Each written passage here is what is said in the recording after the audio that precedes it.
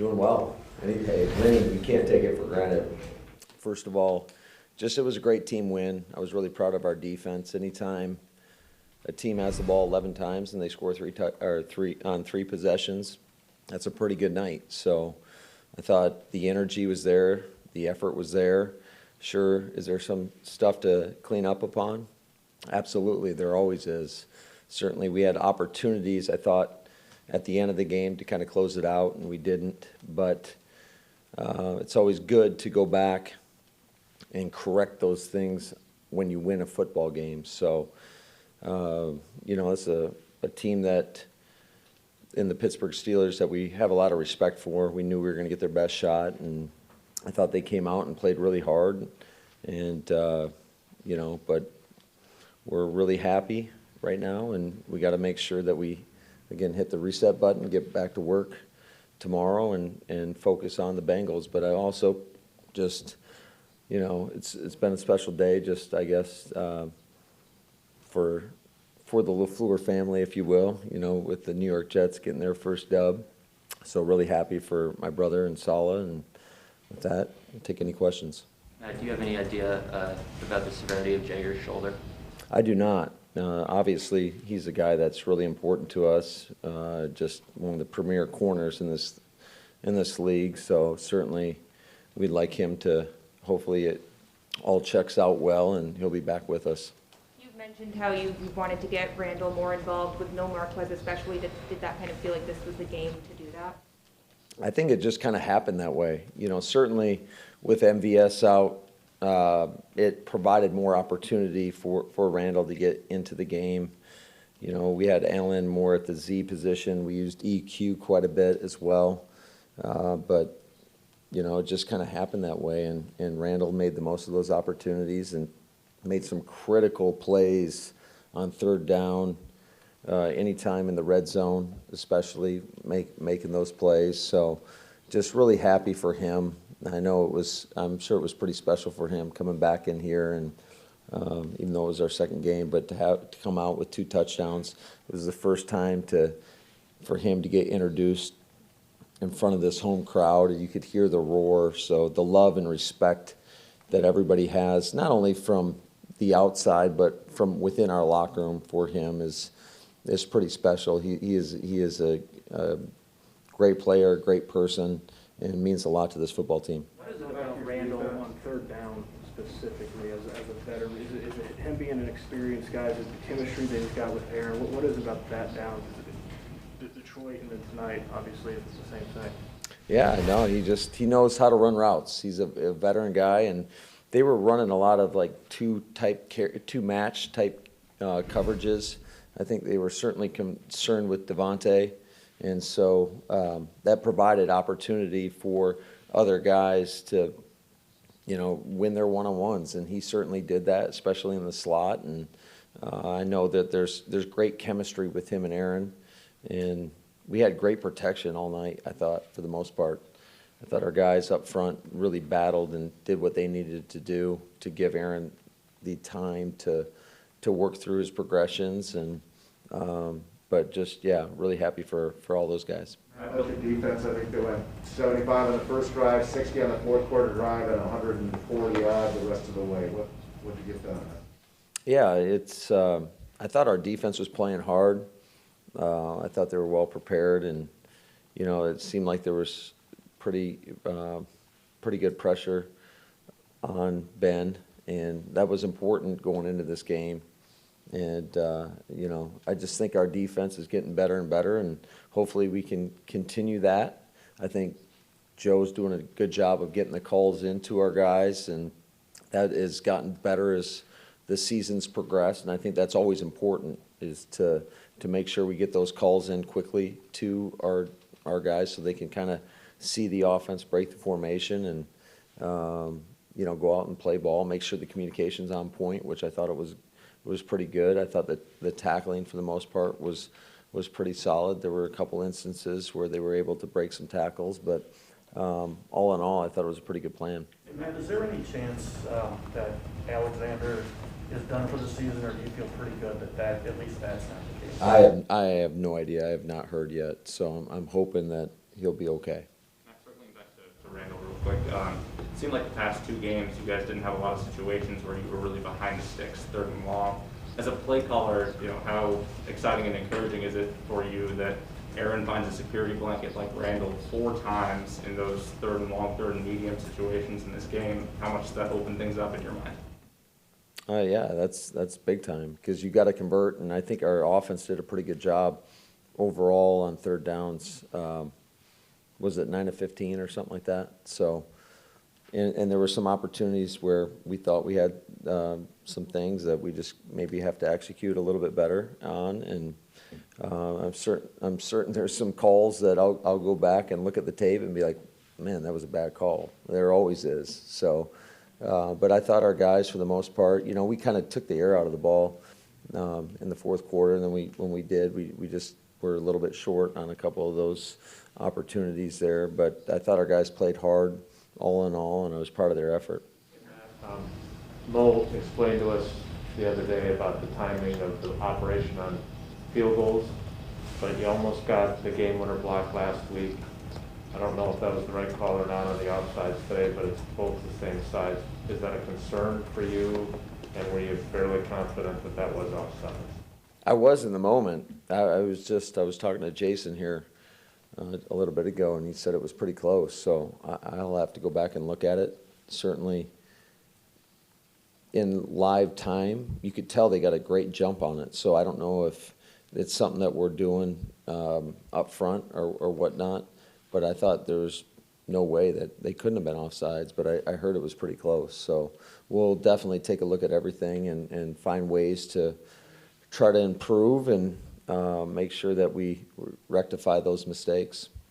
Defense today, what type of confidence do you think they gained from getting the stop to end the game? Last week, the offense got the go-ahead score after the late score by Sanford, but closing it out with your rookies today. Yeah, that was great. That was awesome.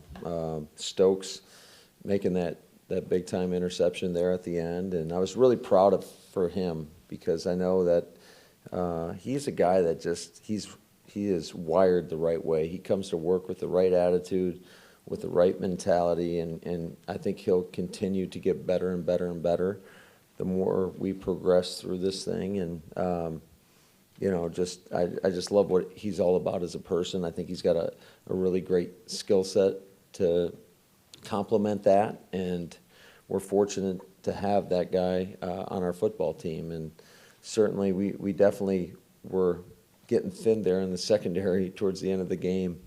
It was cool to see some of those young guys get out there and make some plays.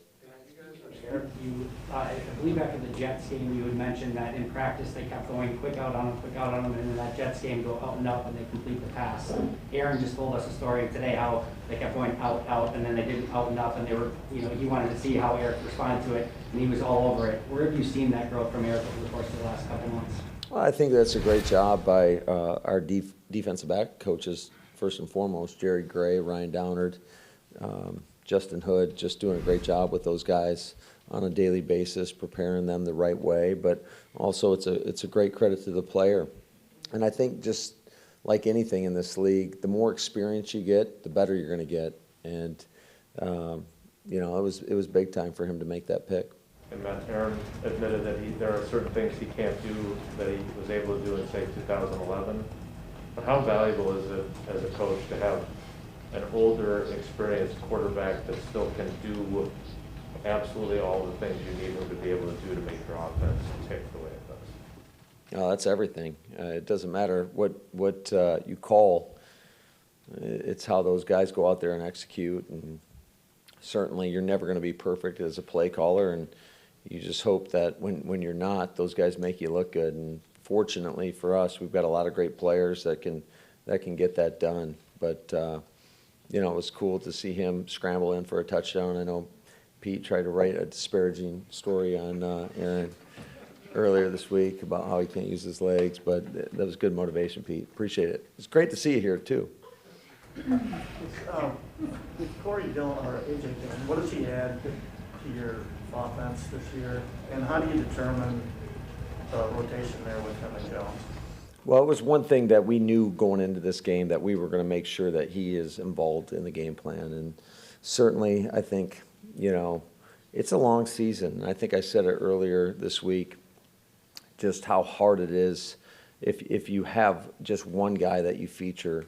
It takes a toll on them. So we knew that we were going to involve AJ more, and he did a hell of a job. He prepared the right way. He always does. And I remember running off the field. I said, "Hey, way to step up," and then I caught myself, and I said, "No, he just got his opportunity." Because he's been like this from day one, just prepares the right way, and just really happy that he was able to, just go out and do what he does on a daily basis, and that certainly gives us more confidence to put him in there more. And there were a couple instances where I can remember there was a pass out on the left side in that first quarter that he caught that gained a first down, and initially, I was calling that play thinking that Aaron Jones was going to be in there, and I saw AJ in there, and it's great when you have a guy that can go and execute the way you want it done, and it just it's a great luxury. So he'll continue to be a big part of this football team and continue to get his opportunities. How do you decide who plays when? Well, I mean, I think that's just part of the planning, right? It's making sure that especially when we do our openers, I sit down with Ben Sermons and we kind of go through the plays and making sure that there's opportunities for both guys in there. And then as the game progresses, sometimes you might have to call for a certain guy, but it is a pretty good luxury that regardless of the play call, that you feel confident with either one of those guys in the game. Going back to Jasel's question, Aaron's not having to throw for 300, 350 yards, yet you guys are still, winning and being successful. What other stuff is he doing? And I don't just mean running for touchdowns, but what else is he doing that's allowing you to be so successful without him having to throw for? Well, we put a lot on his plate in terms of just getting us into the right play. We've talked about it before, whether it's canned plays, getting us in the right looks, making sure that we have the right play called in whatever situation. If we have a bad play called, to get us out of the look. I know there was a lot made about audibling a long time ago, and I think that's kind of died. Certainly he has free reign out there to do what he thinks is best for our team. I mean, there's the ultimate trust there, and he's earned that, and he's earned that throughout the course of his career. And he's just a guy that, even when we have certain criteria for our canned plays, sometimes he doesn't always follow it, but you ask him why, and he just is able to see things that you're like, oh, great job. And he can cover up any holes in our plan, really. The Lions game, you guys obviously struggled first half. San Francisco happened the way it happened. Does this feel like the most complete win without looking at the film? Yeah, it's tough to say. I think there's a lot of things that we can do better, but certainly I thought, in all three phases, we did enough to come out on top against a really good football team, a team that, like I said before, we have a lot of respect for. Mike Tomlin he is the epitome of consistency, no matter who's in there, and they always do a great job. So, go ahead. No, I can't remember what I was saying now. Matt, I don't think I've ever seen coaches demonstrative trying to get the crowd involved as I saw you today. Was that something you thought about doing ahead of today's game, or was that in the moment? Are you trying to more or less get them more involved during the huddle as much as right at point with that? Yeah, I think anytime the crowd plays a tremendous impact on the game, especially in those critical situations. I know from an offensive perspective how hard it is to operate when you can't hear. And there's times when we get a big play and I'll call in the play and, we can't hear. And that is part of it. And that's great. I love it when our fans are loud, and certainly we feel like we have the best fans in the National Football League, and it's great when they get into the game. And I just thought, and it was definitely kind of spontaneous in terms of I never go into a game thinking, oh yeah, you got to be a cheerleader down there, but when I heard them reacting, and you could hear it and feel it get louder, I was like, all right, well, hey, this is what I have to do, and we have the mentality here that, hey, whatever it takes. And so we certainly appreciate their support and them getting into the game, and I think they had a big factor in this game. What was the explanation that you got for that didn't have a tripping blood? I'm not going to get into that. It's one of those things where, it's a judgment call, and, I think the official that threw it saw it right the first time, but it's one of those things that happens. It's a judgment call, and I'm not gonna criticize it. I know that winning kind of helps, but when you think about the emotions that you feel right now standing at the podium after 3 straight wins versus how you felt maybe after week 1, what have you learned about this football team? I think they're a resilient bunch. I think they're very, I told our guys, I thought that was a mature win. I thought just our whole mentality all week in terms of, it was very workmanlike. Guys came in focused. I felt like the energy was great. I thought the energy going out into this game was great. Certainly it didn't start off the way we wanted to. You never want to go out and on the first possession, Pittsburgh is able to drive down and score. But I just think these guys, there's a lot of pros in that locker room. And that's a great credit to Goody and his staff of getting us the right kind of guys, the right kind of players. And when you get the combination of guys that are wired the right way mentally, and then they physically can go out there and perform at a high level, I think that's a great combination to have. And we're lucky to have everybody in that locker room. Thoughts on O-line, especially back-to-back weeks with tough pass rushers, and then, of course, the injuries? Yeah, no, those guys have done an outstanding job, and it's such a credit to Adam Stenovich, Luke Buckus, just being able to get those guys ready to roll. Certainly it's a credit to the players themselves, and we've got a lot of young guys playing up front, and it's great to see them go out there and perform at a high level. I also think it's a great credit to just like our tight end room, just asking them to do some of the dirty work as well, chip in on critical third downs. Certainly that first touchdown to Cobb, Bobby had a great chip on the right side on Watt, and that play doesn't happen unless he does that. So there's things that happen throughout the course of a game that don't always show up on the stat sheet, but we're very fortunate to have guys that are selfless, that'll do whatever it takes for the team. Bobby's one of them. Alan Lazard, you've heard me talk about him. He shows up all the time and does a lot of the dirty work. And so it's just, I can't tell you how fun it is to come to work on a daily basis when you have those types of guys in the building. And that, again, that's a great credit to Goody for finding those guys and his staff. And it's a great credit to just every individual in that locker room. All right, let's go to Zoom. Sarah, go ahead. Hey, Matt, sticking in the trenches but the other side of the ball, Kingsley had a pretty quiet start to the season. Obviously had a couple of big plays tonight. What would it do for your defense if he can parlay that into the next game and the next game and the next game?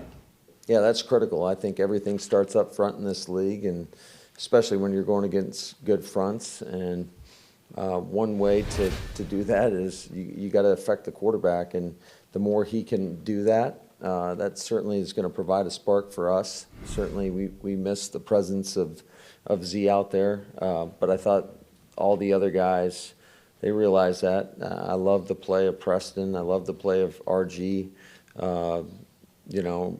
Garvin's shown up. Dean Lowry, certainly it was not fun not having Tyler tonight, but just Kiki's a young player, and hopefully he can continue to progress.